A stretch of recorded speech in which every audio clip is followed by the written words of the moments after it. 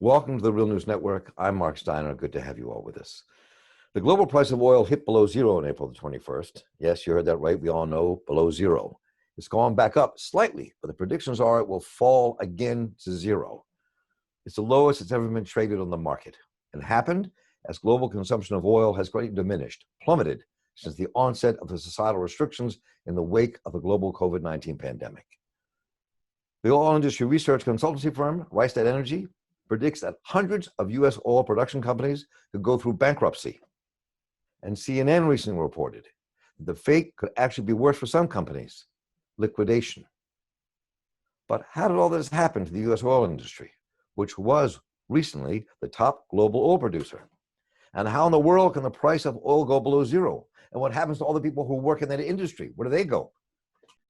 And here to explain all this is Dan Dicker, an oil industry analyst who traded oil, natural gas, and gasoline futures on the New York Mercantile Exchange for 25 years.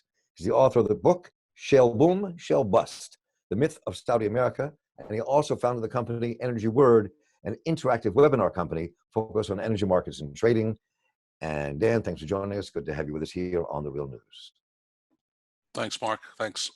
So let's just start here with what this means. I mean, how does a commodity like oil fall to zero? What does that really mean? And what are the market mechanisms that allow this to happen? In layman terms, as most of us have never worked in the market, never traded the market in that kind of depth. And what might this mean in time, given that people are saying this calls for massive government intervention, maybe not just for companies, but for the workers as well. So what is really happening here? Well, there's a lot to unpack there. So let's try and do it in pieces. In terms of oil and the oil markets, what you have is a futures market. Now, understand that a futures market, you don't trade shares like you would a stock. Instead, you trade contracts, and those contracts have a certain requirement of both buyers and sellers. Ultimately, what happens is that the contract requires a buyer to take a certain amount of oil at a certain place. So at the end of the contract, you are required physically to take, if you are a buyer, a certain amount of oil for a certain price at a certain place. And if you are a seller of oil, to deliver that oil. Now, 98% of those that trade futures contracts wouldn't know a barrel of oil from a barrel of monkeys. And they are, trading it because what they're really doing is they don't give a damn about getting oil or taking or making oil. But what they care about is speculating on the price of oil. And that's what's going on for, 98% of the people in oil markets. And what was going on here, in this contract, which would be the May 2020 contract of futures, WTI futures. Now, circle to the last 2 days of the contract.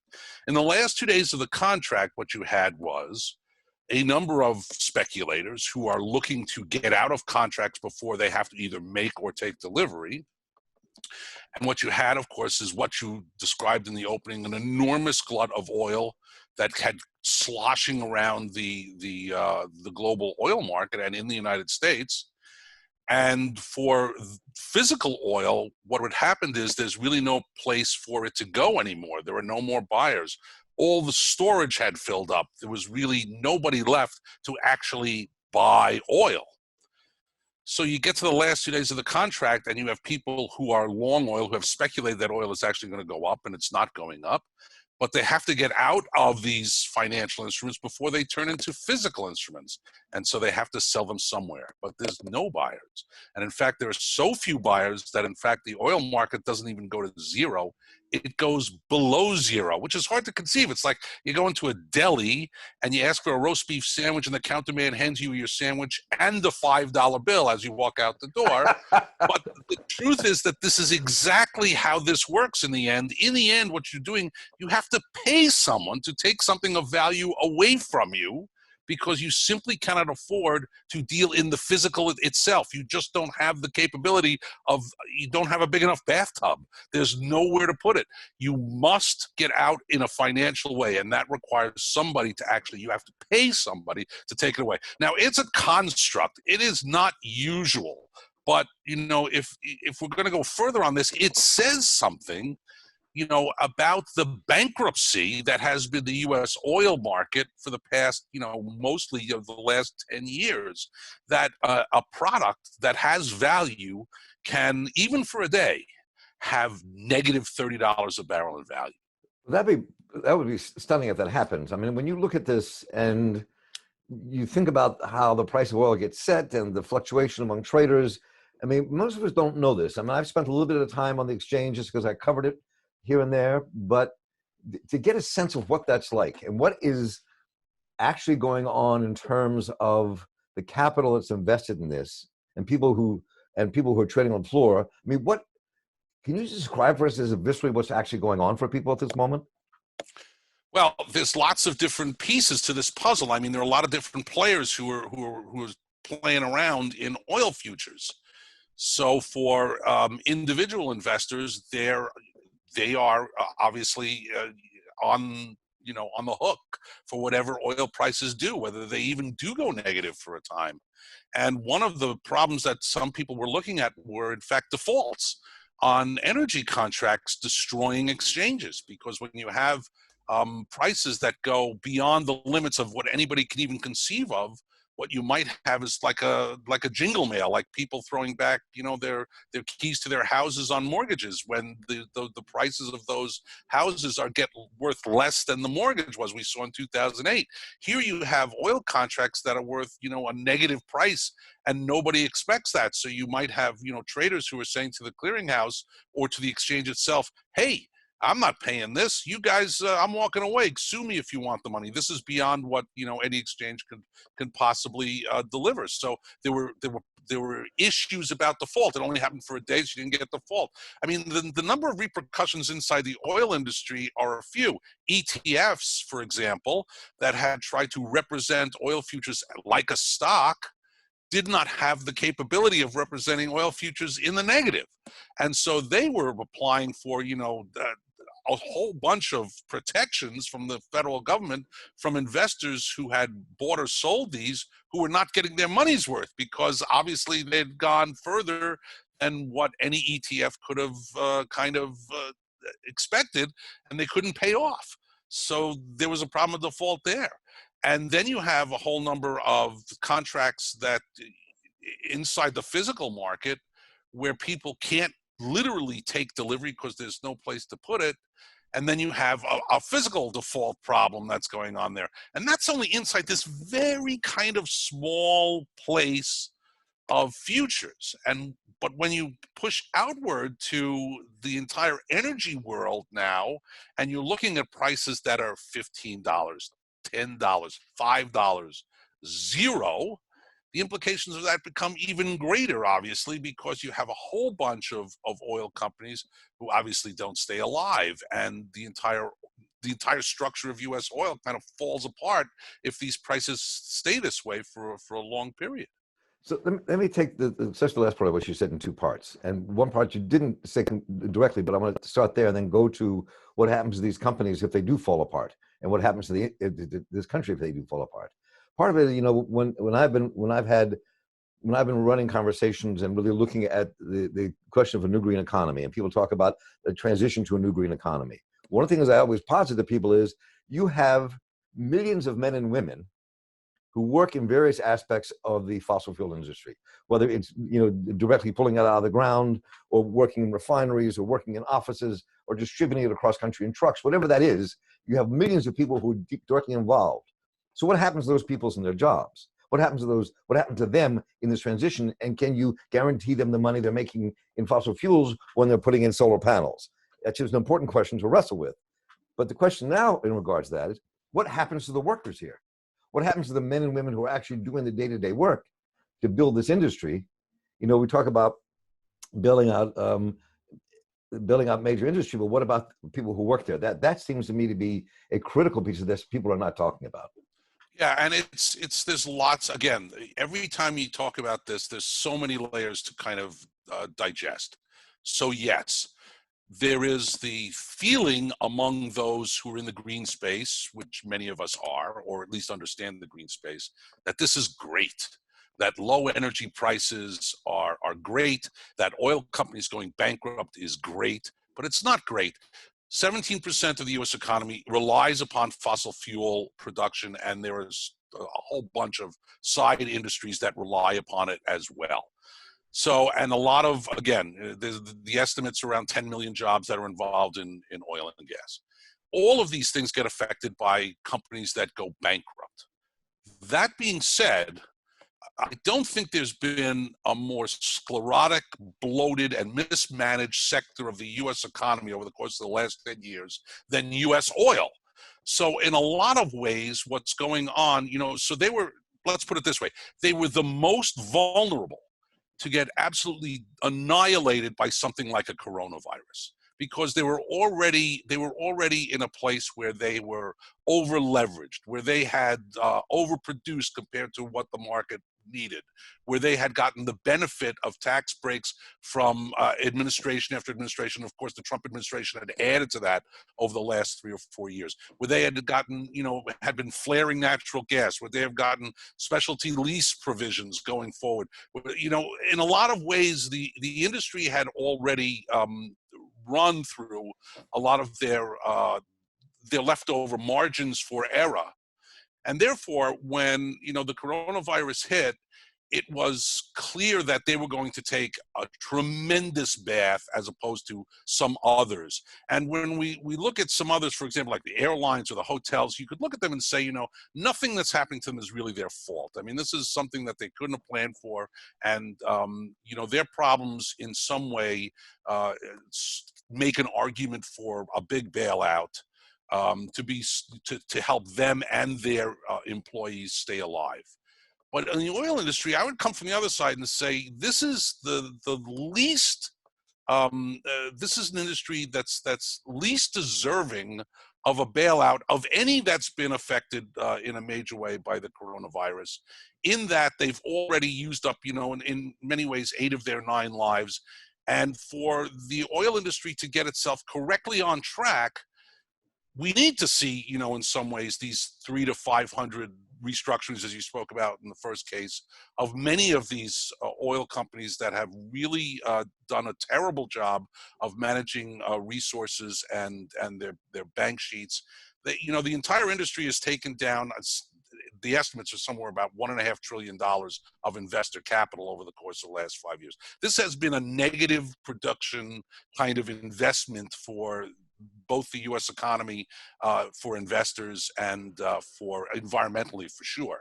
So in many ways, this is sort of a moment in time where we sort of have to look at it and say, well, maybe this is a time for the coronavirus to do in an accelerated fashion what had already been going on prior to the onset of the virus. And that is clean out some of or a lot of the very bad players in the shale industry and in U.S. production that really don't deserve to be around, and bring back the kind of disciplined big company structure that we had, in the 60s, 70s, 80s, and 90s.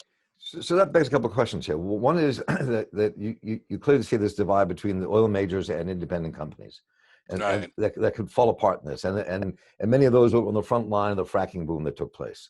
So. Right. And there's always been this real skepticism about financing of fracking, and well, it's gotten more over the last 2 years. Everyone's sort of gotten, seen the voice of God and seen that, this has been like a black hole of investment that's really kind of sunk a lot of money for nothing. And so, yeah, there's been a lot more reticence to lend to the independents here in the United States. So if these independents actually have to liquidate, if fracking goes down a bit, A, what would that mean, do you think, for the world that you were in for so long? And B, does that leave an opening for the argument around a new green economy? Does that change that discussion? Actually not. And here's why. It's the simple reason that coronavirus has added an enormous glut to an already glutted oil market. And what that means is that prices stay low for a long time. Because not only do you have a restructuring that goes on where gluts keep on building until the economy gets back on track, whenever that is, but even after the economy gets back on track, you have a huge surplus that's hanging over, and that needs to be cleared before oil prices go up. So you're staring at low oil prices for the next 2 years, 3 years, maybe. I don't know how long. And the truth is that and this is, this is the main thesis of my book, and I've been working on it for the past year, that you really cannot get to that next level of commitment to renewables and a green economy until you can make those renewables, competitive economically with fossil fuels. And if oil is going to stay cheap for the next 3 years, as much as you want to help the planet, people are going to grab what's cheapest. And oil and gas are going to be cheap for a long, long time. And I'm not just talking about, here in the United States, but especially in the third world and developing countries. They don't give a damn about, the environment. They don't have the time to give a damn about the environment. They're going to grab at, $15, $20 a barrel oil a lot faster than they're going to build a smart grid and a bunch of wind farms. And that's just the bottom line. So, my thesis in this book is, how do we get oil to be more expensive, not less expensive?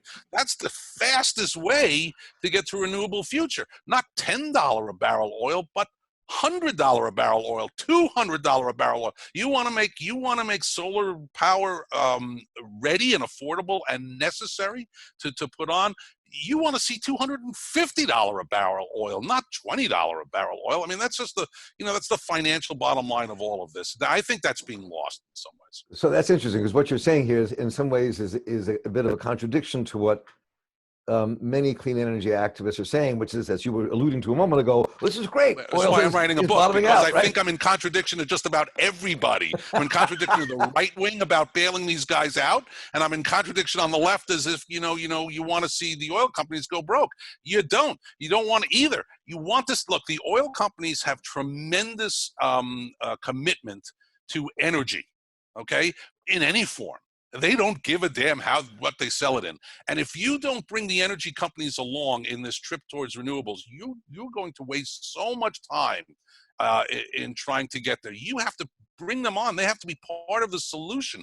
And being part of the solution means that you make them viable through oil and through natural gas and through all the transition fuels that we need in order to get to a renewable future, and allow them to participate in it. And that's, again, I'm alone on this. Like I say, the right hates me, the left hates me. I mean, nobody likes me, but this is what I see. This is what's really necessary if you really want to get to a renewable future. So let me a couple of quick points here before we have to conclude. And so what do you think happens then in this kind of contradiction inside the oil industry between, going back to the majors and the independents? The independents could literally go away. I mean, because they would be forced to liquidate in this kind of market where the Exxons of the world, and they have enough resources to survive and do whatever comes next. So how does that play out, do you think, in terms of the economy? Well, what's interesting, what's been happening in the last couple of days has been, again, disheartening for me, because it seems like that Trump and Steve Mnuchin are building quite a big base to bail out these independents and not allow this kind of natural kind of what we call creative destruction, to use an economy speak word, to happen inside the oil patch. And we see numbers that every small fracker has taken out a PPP loan and gotten it. We've seen, I could get the numbers. There's $250 billion left over that Trump wants to target specifically for small bailouts. The Fed is opening up a huge $850 billion facility to buy bonds, low-grade bonds that are, triple B or worse. And that's a lot of that is oil bonds. I mean, that's what they are. I mean, that's where they are. And they've just, they wanted them to be rated triple B or better sometime in the middle of March. And then you've got a whole number of senators from oil-rich states who are saying, no, don't rate them in March, rate them in January, before this stuff started to fall off the cliff. And, that means that more of these zombies that I call them are going to be able to participate. So in a lot of ways, they could buy oil for the SPR, and, Trump has already threatened to do that. There's a lot of things that they can do to keep these guys floated for even longer. And again, the longer you keep these guys floated, the longer oil prices stay cheap. And the longer oil prices stay cheap, the longer it's going to take us to get to a green future. That's my thesis, and that's what I've been trying to tell people. And I know it's difficult for them to sort of to grok, but I've been doing this for 35 years now. That's what I see. This is fascinating. So let's conclude with this. I mean, as you were talking about Donald Trump, we've seen that He's already negotiated this global production cut. He's, for me, what's worrisome, to many what's worrisome, is the deregulate the entire industry and start using the Strategic Petroleum Reserve to buy more oil. So none of it really stopped the bleeding. So, and as you're talking about the federal program to lend money. By the way, Mark, I should say, even with all of this, there'll probably be 300 bankruptcies. That's how bad the industry is in shape right now. Even with all this money thrown at them, there'll still be 300 bankruptcies. But I'm sorry, I didn't mean to interrupt. No, that's cool. That's fine. Right. So I'm just curious, in all of that, where do you think the federal government should be going with this? I mean, I don't, not that I want to give a boon to Donald Trump, but where should the federal government go with all this, and what should be happening instead? I mean, I wish that he could turn his back on the oil industry and try and concentrate on those that we all feel are taking it very deeply on the chin without and through no fault of their own. Airlines, hotels, the recreation industry, arenas, music, schools, small businesses, restaurants. I mean, how much can you float in this economy? Who's really deserving of a bailout here? And who is not deserving of a bailout here? And unfortunately, when it comes time when the worst player, the worst player has shown himself to be on the bus cycle fastest. So, everybody is kind of looking at the oil industry right now because the oil industry went bust first in this, but they're not going to be the last to go bust. There's a whole group of industries in the United States that are going to be applying for help and are going to need it and probably deserve it more than oil. So my hope would be that he would somehow find a way to turn his back on the oil industry and say, you guys got to find your own way because this is actually good for you and good for America. And we've been pursuing this independence, this energy independence myth for long enough now, and it's really dumb. And we should stop doing that. And I know that they won't. But this is what I would like to see happen, but it's not what's going to see happen. I'm going to see them throw more money at oil, and then when the next group goes bust, the airlines or whatever, they'll throw money at them. And I don't know where it ends. In many ways, I think this entire coronavirus thing is an economic buzzsaw, and I don't think Trump has any idea what he's walking into. I mean, he's Hoover, on steroids. This is really this is really going to be bad, and I don't think people have a general sense how bad economically it's going to get from here, because I think it's going to get it's going to get a lot worse than it is now.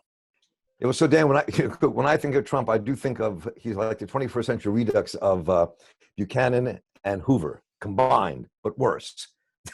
I agree completely, and I don't think he knows it, which makes it even more interesting. He has no idea. Right. But you've given us a lot of ideas. This has been a great discussion. I really appreciate you taking the time. We look forward to the new version of your book coming out, and we will stay in touch. Thank you so much for taking your time here on The Real News. We really appreciate it. Thank you, Mark. Thanks. I've been with Dan Dickerson, and I'm Mark Steiner here with The Real News Network. Good to have you all with us as well today. And please, let me remind you once again, stay safe, stay home, stay healthy, wear masks, wear gloves, don't do anything foolish. Again, I'm Mark Steiner here with The Real News. Take care.